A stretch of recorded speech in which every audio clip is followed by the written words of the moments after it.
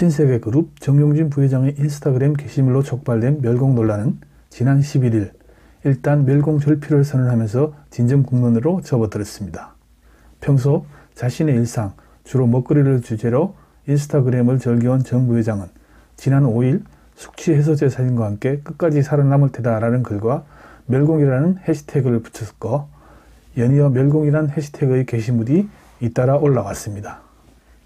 거슬러 올라가면 지난해 11월 15일 이마트 자체 브랜드 피코크의 잭슨 피자를 홍보하기 위해 빨간 지갑을 든 사진을 인스타그램에 올리면서 붉은색인 것을 의식해서인지 오해 마시라며 난 공산당이 싫어요 라는 해시태그를 단 것이 논란의 시작입니다.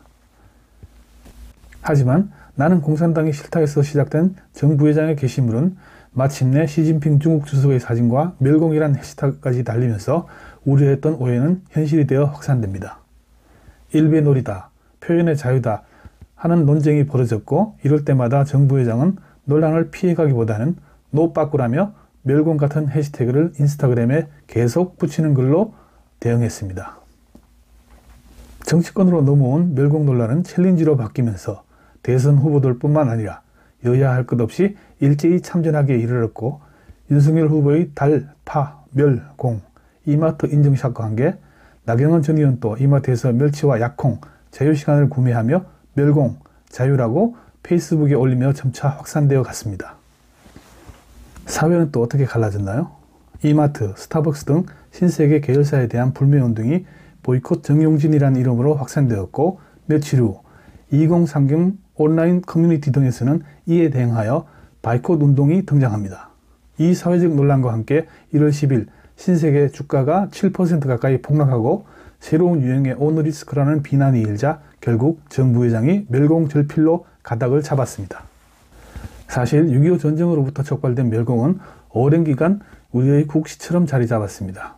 전쟁을 직접 겪은 세대는 물론 그 다음 세대에도 교육과 문화 전반에 영향력을 갖고 있었습니다. 반공 웅변 대회도 있었고 북한이 도발이 있을 때마다 총 골기 대회가 열렸습니다.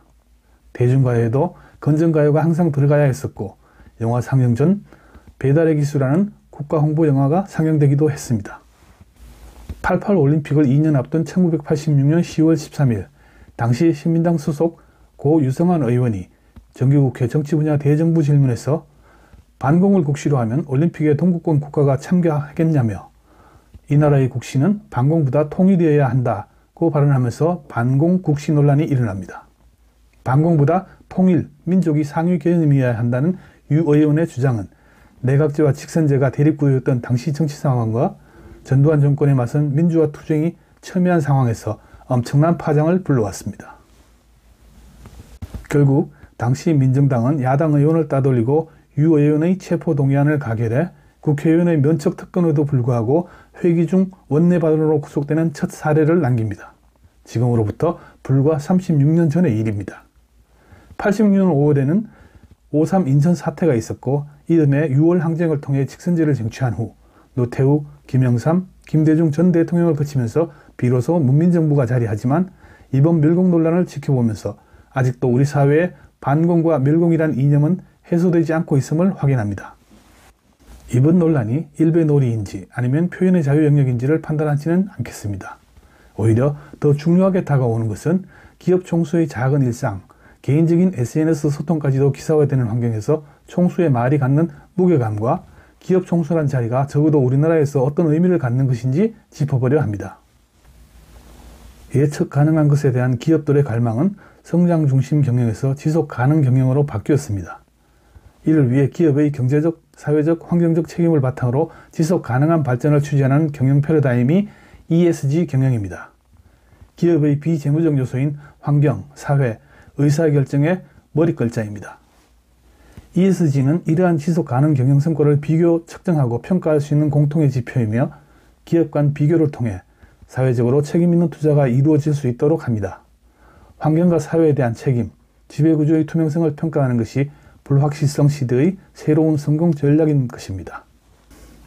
이런 변화는 기업이 단지 이윤의 획득을 추구하는 생산경제의 단위체라는 작은 의미를 넘어 사회를 위해 존재하고 영유되어 가는 것을 의미합니다. 더 쉬운 말로 바꿔봅니다. 삼성을 예로 듭니다. 고 이병철 회장이 삼성을 설립하고 이건희 회장을 거쳐 이재용 부회장 체제로 이어지는 동안 그 삼성을 만드는 힘은 삼성 구성원을 넘어 나라 전체의 힘이 보태져서 가능한 것이었습니다.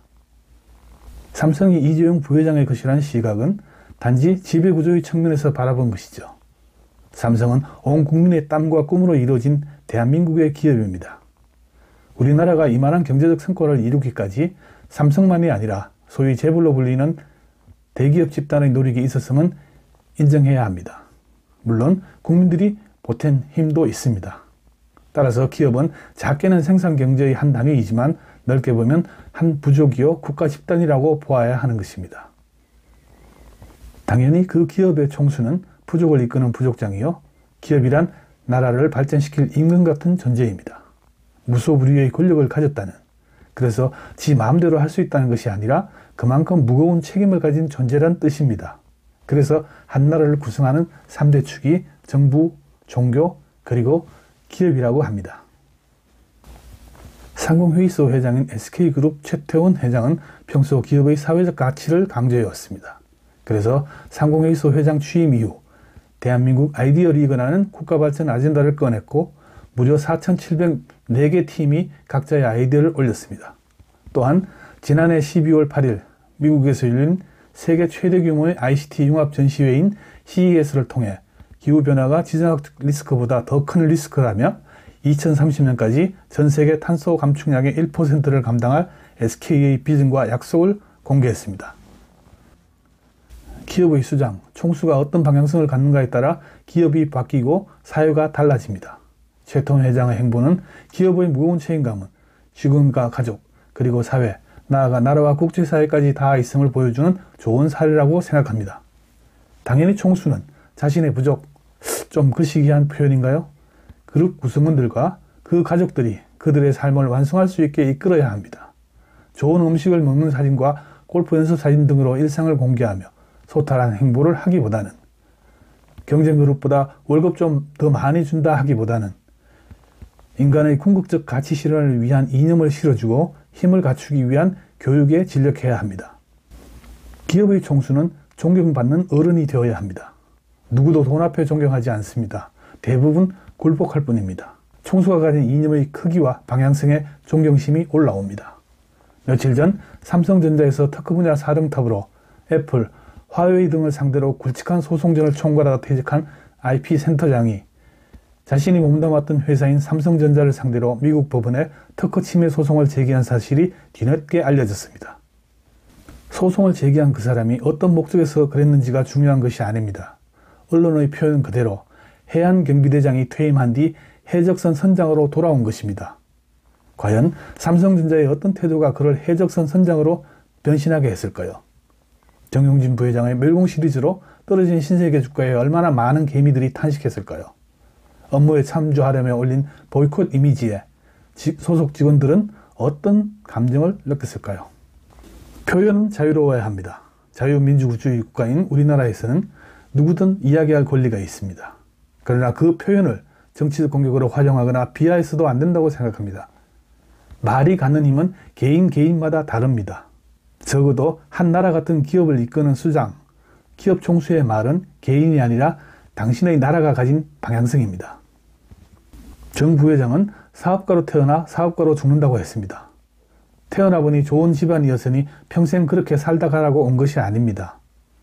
좋은 집안에 태어난 만큼 태어난 나라와 그 나라 국민들에게 그만한 빚을 지고 태어난 것입니다. 그룹은 창업주로부터 지금까지 모든 국민이 만들어준 것이기 때문입니다. 그래서 그 기업을 잘 관리하고 구성원과 그 가족까지 각자 완성되는 인생에 도움이 될 이념과 계획, 실천을 하라는 것입니다. 진정한 사업 보국을 완성하라는 것입니다. 그래야만 기업 총수는 장사치가 아니라 사업가가 되는 것입니다. 비로소 존경받는 어른입니다.